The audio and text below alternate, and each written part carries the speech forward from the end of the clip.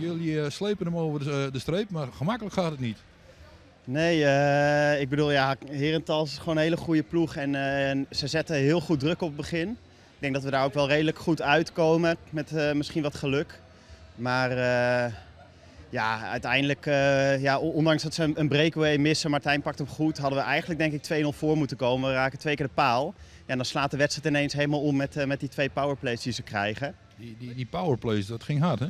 Ja, aan beide zijden. Het was, wat ik al zei, ze zijn offensief heel sterk en weten de puck goed rond te passen.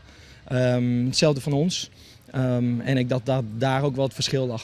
We weten dat ze goede spelers hebben en 2 straffen, 2 goals. Dat is niet wat je wil. Maar Toen kantelde de wedstrijd eigenlijk met dezelfde snelheid de andere kant weer op. ja, heel gek. Ineens stond het weer 3-2 en het ging over en weer. En ja, en toen liet hun goalie ineens wel wat steekjes vallen. Terwijl op het begin stond hij echt fantastisch te keeper. Maar ja, vroeg of laat maakt het ons niet uit. We hebben de winst, dus dat is heel lekker. En nu, je kan voorzichtig ervan uitgaan dat je nou het thuisvoordeel in de play-offs hebt. Ja, daar gaan we nu wel vanuit. Het is een beetje ook met het Nederlands kampioenschap, een beetje een gekke switch nu. Maar vanaf het begin van het seizoen wil je gewoon alle wedstrijden winnen en bovenaan eindigen. En we zijn heel goed op weg. Dit was een hele belangrijke voor ons.